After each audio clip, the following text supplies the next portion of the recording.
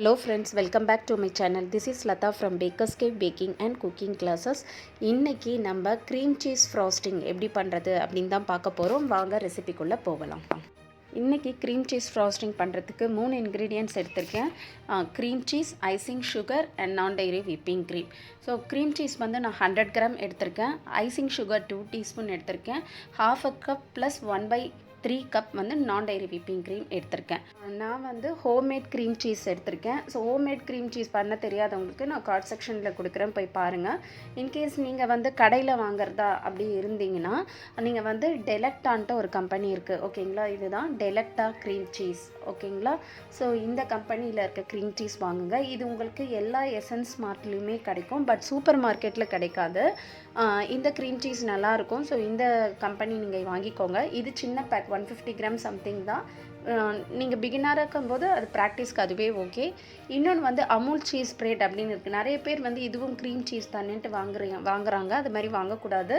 இது வந்து ரொம்ப வந்து ஸ்மூத்தாக இருக்கும், சாஃப்டாக இருக்கும். இதில் ஸ்டெபிளைசரே கிடையாது. நம்மளால் க்ரீம் சீஸ் ஃப்ராஸ்டிங் இதில் பண்ண முடியாது, ஓகேங்களா? இன்னொன்று வந்து ட்ரோபோலைட்டுன்னு இருக்குது. ஸோ அதுவும் வாங்கலாம். ஸோ டெலக்டா அண்ட் ட்ரோபோலைட் இந்த 2 கம்பெனி க்ரீம் சீஸ் எது கிடைச்சாலும் நீங்கள் வாங்கிக்கோங்க. நார்மலாக வந்து நம்ம இந்த க்ரீம் சீஸ் ஃப்ராஸ்டிங் எதுக்கு பண்ணுவோம் அப்படின்னு நீங்கள் பார்த்தீங்கன்னா, சீஸ் கேக்கு, அப்புறம் ரெட் வெல்வெட் கேக்கு, டெசர்ட், கப் கேக்கு, இது மாதிரி நிறைய விஷயங்களுக்கு இந்த க்ரீம் சீஸ் ஃப்ராஸ்டிங் நல்லா இருக்குது. அதே மாதிரி க்ரீம் சீஸ் ஃப்ராஸ்டிங் வந்து இன்கேஸ் நீங்கள் வந்து டைரி க்ரீம் யூஸ் பண்ணுறீங்க, நான் எடுக்கிறது நான் டைரி விப்பிங் க்ரீம் இல்லையா, நீங்கள் டைரி விப்பிங் க்ரீம் யூஸ் பண்ணிங்கன்னா சுகரோட இது வந்து சேம் க்ரீம் சீஸ் 100 கிராம்னா 100 கிராம் ஐசிங் சுகரை எடுத்துக்கோங்க. ஸோ நம்ம நான் டைரி விப்பிங் க்ரீம் கூட பண்ணும்போது அதுலேயே வந்து நமக்கு சுகரும் வெனிலா எக்ஸ்ட்ராக்டும் இருக்கிறதுனால அது ரெண்டும் நமக்கு இதில் தேவைப்படாது. ஸோ இந்த 3 இன்க்ரீடியன்ட்ஸ் மட்டும் நமக்கு போதும்.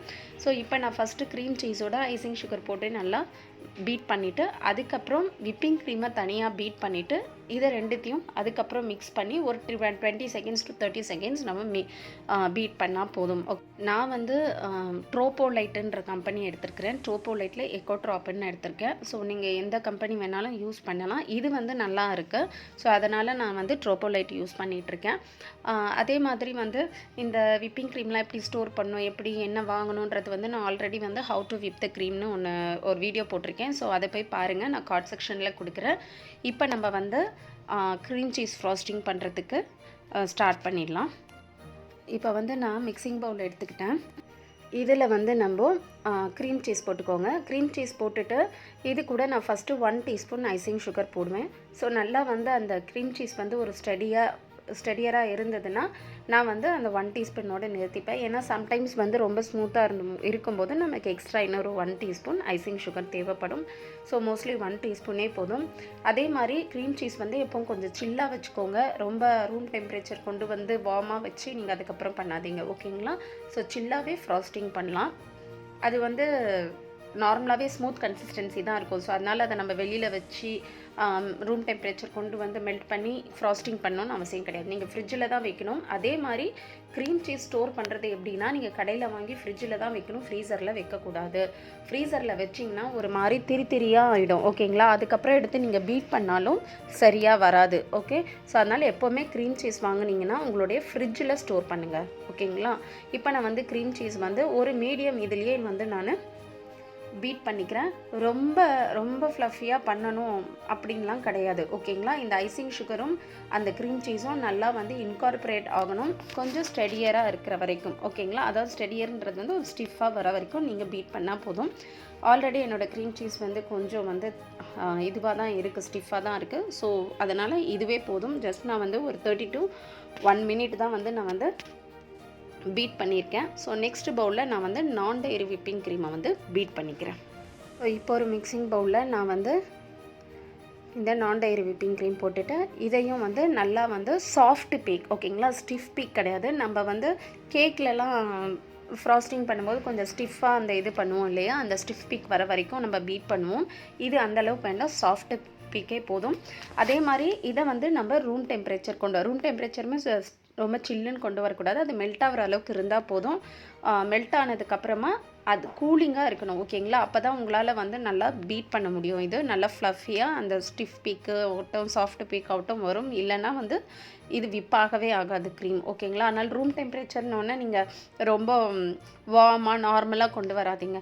ஸோ நம்ம ஃப்ரீசரில் தான் இது ஸ்டோர் பண்ணணும். விப்பிங் க்ரீம் எப்போவுமே ஃப்ரீசரில் தான் ஸ்டோர் பண்ணணும். ஸோ எடுத்து ஒரு 2 hours முன்னாடி வச்சிங்கன்னா அது கொஞ்சம் மெல்ட் ஆகும். தொட்டு பாருங்கள், சில்லாக இருந்ததுன்னா நீங்கள் விப் பண்ணுங்கள். இல்லை சில்னஸ் கம்மியாயிடுச்சுன்னு தோணுச்சிங்கன்னா ஒரு 1/2 hour ஃப்ரிட்ஜில் வச்சுட்டு அகைன் எடுத்து நீங்கள் விப் பண்ணுங்கள். ஸோ இப்போ நான் வந்து இதை விப் பண்ணுறேன். இது வந்து நல்லா சாஃப்ட் பீக் வர வரைக்கும் விப் பண்ணணும். நிறைய பேர் வந்து cream cheese, whipping cream, icing sugar அதெல்லாம் போட்டு கூட பண்ணுறீங்க. சம்டைம்ஸ் க்ரீம் சீஸோட குவாலிட்டி நல்லா இல்லைன்னா டோட்டலாக நம்ம விப் பண்ணுற ஃப்ராஸ்டிங் இந்த விப்பிங் க்ரீமே வேஸ்ட் ஆகிடும். அதனால் எப்போவுமே தனித்தனியாக பண்ணிவிட்டு அதுக்கப்புறம் நம்ம மிக்ஸ் பண்ணிக்கலாம். ஸோ இப்போது நான் பீட் பண்ணிட்டேன் ஓகேங்களா. ஸோ இது வந்து ஹை ஸ்பீட்லேயே நீங்கள் வந்து பீட் பண்ணுங்கள். ஃபஸ்ட்டு லோ ஸ்பீடில் வச்சுட்டு அப்புறம் ஹை ஸ்பீடில் பீட் பண்ணுங்கள். இது மாதிரி வந்து இது இருக்குது இல்லைங்களா. இப்போ இதை நான் எடுத்து நல்லா இப்படி இப்படின்னு ஆட்டினேன்னா வெலன்னு கீழே ஆடும். அதுதான் சாஃப்ட் பீக்ஸ் ஓகேங்களா. ஸ்டிஃப் பீக்குன்றது எடுத்து என்ன ஆட்டினாலும் அது கீழே விழவே விழாது, அப்படியே நின்ன இடத்துல நிற்கும். அதுதான் ஸ்டிஃப் பீக்கு ஓகேங்களா. ரெண்டுத்துக்கும் இதுதான் டிஃப்ரென்ஸு. ஸோ உங்களுக்கு அது எப்படின்னு தெரியலன்னா நீங்கள் தாராளமாக என்னுடைய இன்னொரு வீடியோ இருக்குது, ஹவ் டு விப் த விப்பிங் க்ரீம்னு கார்ட் செக்ஷனில் கொடுக்குறேன். அதில் போய் பாருங்கள். அதில் இந்த விப்பிங் க்ரீம் பற்றி நான் ஃபுல்லாக சொல்லியிருப்பேன். எந்த கம்பெனி யூஸ் பண்ணணும், எப்படி ஸ்டோர் பண்ணணும், எப்படி விப் பண்ணணும், இது எல்லா டீட்டெயில்ஸும் நான் சொல்லியிருப்பேன். ஸோ இப்போ இது ரெண்டும் நம்ம ஆட் பண்ணியாச்சு. இதை வந்து ஜஸ்ட் 20 to 30 seconds போதும், ரொம்ப பீட் பண்ண வேண்டாம். ஜஸ்ட் 20 to 30 seconds வந்து மீடியம் ஸ்பீட்லேயே நான் வந்து இதை நான் மிக்ஸ் பண்ணிக்கிறேன். ரொம்ப ஓவராக பீட் பண்ணாதீங்க. ஓவராக பீட் பண்ணிங்கன்னா க்ரீம் சீஸ்லேயும் பட்டர் இருக்குது, நான் டைரி விப்பிங் க்ரீம்லேயும் பட்டர் இருக்குது, அது வந்து பிரிய ஆரம்பிச்சிடும் ஓகே. ஸோ இப்போது நம்மளுடைய க்ரீம் சீஸ் ஃப்ராஸ்டிங் ரெடி ஆகிடுச்சு. ஸோ இவ்வளோ தான் க்ரீம் சீஸ் ஃப்ராஸ்டிங்கிறது. ஸோ நம்ம 3 இன்க்ரீடியன்ட்ஸ் தான், cream cheese, icing sugar and whipping cream ஓகேங்களா. ஸோ நீங்கள் அந்த விப்பிங் க்ரீம் நான் டைரி விப்பிங் க்ரீம் யூஸ் பண்ணிங்கன்னா ஸோ என்னோட மெஷர்மெண்ட் யூஸ் பண்ணுங்கள்.